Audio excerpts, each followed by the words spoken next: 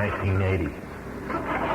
Now, how many heard or saw or heard on the news the proposed United States security card? Anybody here? If you have, lift your hand so a few people know I'm not crazy. Couple. Okay.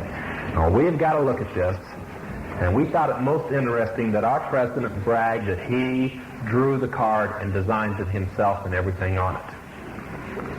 Considering that it's kind of an ivory pearl collar with a gray diagram with black typing over it. And the gray diagram consists of this.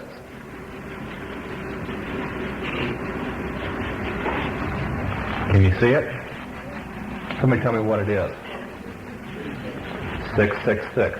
They call it the inverted 9. It's exactly what's on it. And if you go to the World Common, excuse me, I got to give them credit, yeah.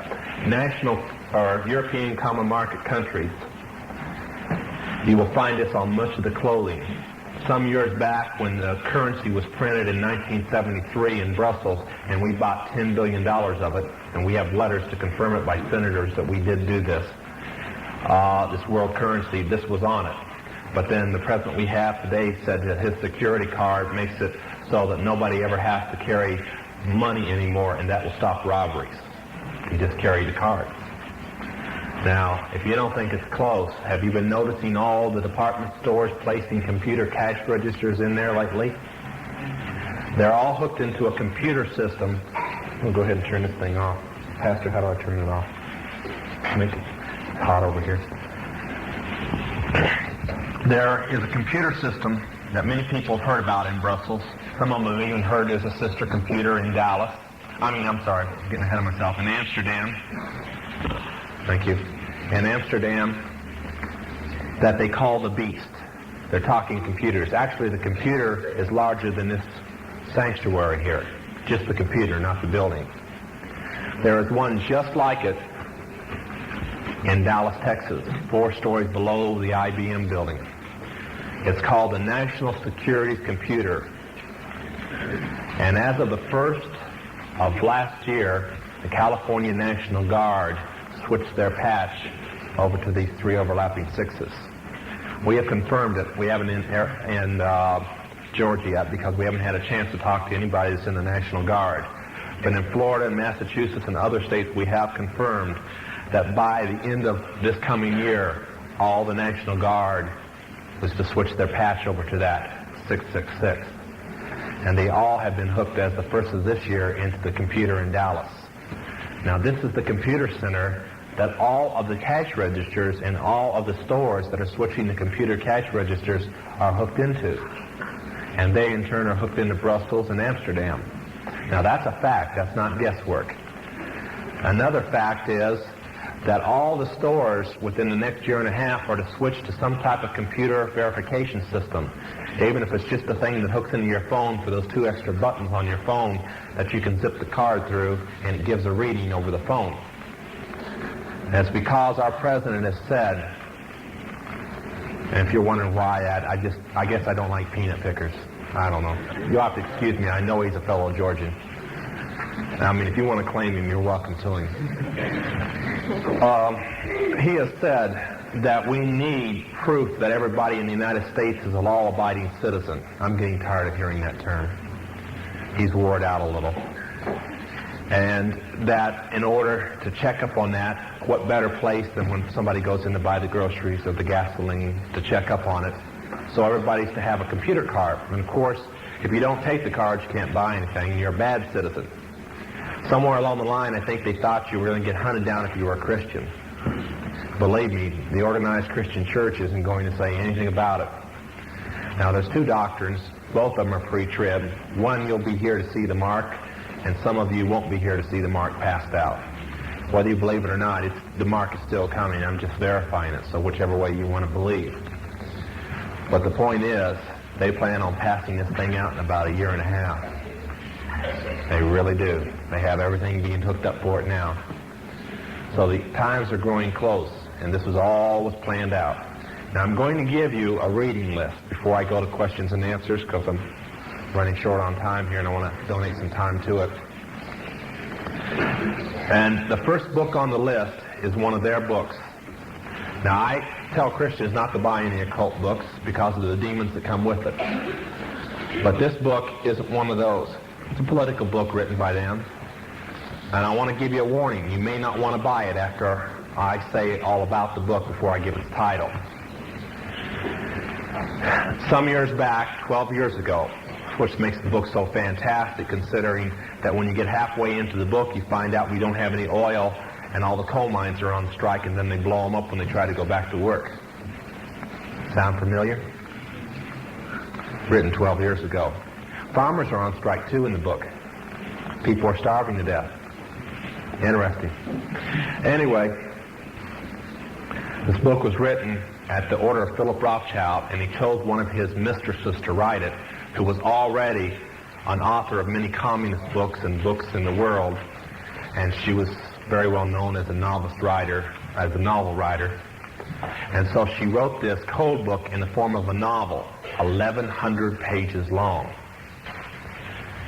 Now, the only problem with it is, since it was written a novel, it's like a lot of garbage that women read today from the book clubs and so on. You have some passages in that you ought to burn along with Larry Flint's magazine. But you could skip over them. I don't recommend it for anything but a serious student of the conspiracy. But it does give, after you get past the first 200 pages, they write the book very interesting. They write the book like you looking at the conspiracy and not knowing about it, and things happen in the newspaper and television, and you go, oh, well, that's just the times. And then they get into three people planning the whole thing. They plan derailment of trains. And in fact, I would say most of the book is about the derailment of trains and the coal strike and the lack of fuel. And then it goes into other things. But the book is called Atlas Shrugged. You like to shrug your shoulders. And I found it in almost every bookstore that I've been in Atlanta. So you shouldn't have any problem finding it. Now for the good ones. There's one called None Dare Call. Now, before I give you Gary Allen's books, I want to tell you he's anti-Christian, but not in his books. He's just anti-Illuminatist. He's a member of the John Birch Society, and he kind of looks at the Illuminati one-sided, but it does give you some historical facts. None Dare Call Conspiracy, the Rockefeller Files. There's one more that he didn't write, but his name is on it, because the man who wrote it wasn't well known. And he came out of the Illuminati, and he wanted to release the facts of a very strong, important person to the Rothschilds. And he wrote the book, and Gary Allen had it printed with his name on it, and 2 weeks later, the real author of the book was killed. It's called Jimmy Carter, Jimmy Carter. There's more to your peanut picker than meets the eye than Billy Beer and Ruth Carter Stapleton. Now, I'm going to go ahead. Oh, one other one. There's a good Christian book called The Day the Dollar Dies, and it's strange. I've been to probably 10 Christian bookstores in this city, and not one of them carry that book, and this is the first city I've been to that book's not carried, and they don't know why it's not carried, except the owners of the bookstores have told them not to carry it. It's the only book they're not supposed to carry. So you might go in and say, I want it, and maybe they'll get it for you. It's called The Day the Dollar Dies. Now, I'm going to open for questions. And do me a favor, before we get this. See, I handle questions across the United States, and by now I can probably ask them better than you can. Don't give me any personal incidences about spells and demons and stuff in your life. Maybe a personal interest, maybe if your path has crossed the Illuminati in some way, talk about that if you want to give a personal experience. But otherwise, let's stay to questions on things that have been said tonight and that are either confusing you or something you think somebody else ought to know or so on. So we'll just go with that. I'm sure the teenagers that were here the other night are at chapel. I had to cut them off because of time. Maybe they want to start it out tonight with a few. Okay, right here.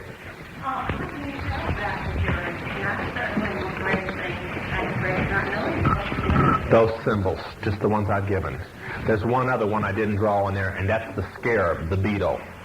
Okay? Yes. Spell Illuminati. How do you spell it? Just a minute, I'll spell it for you.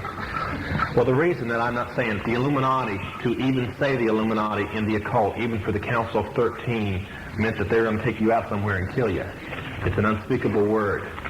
In fact, the leader of the Council of 13 and his enforcer, Isaac Bonowitz, both members of it, Gavin Frost and Bonowitz, came to me and said, we know the Christians don't believe half of what you say, and we don't mind you talking about witchcraft because they still think we fly on broomsticks. That's what they think of you. When actually, they're right about most Christians in that form. But would you please stop using the word Illuminati before we have to kill you? Okay? They say Mariah. That's what they say, the conquering wind. Illuminati is the following. Illuminati. It means the light bearers. It's Latin for the light bearers. Okay? In the back. I don't know him. I know of him, yes.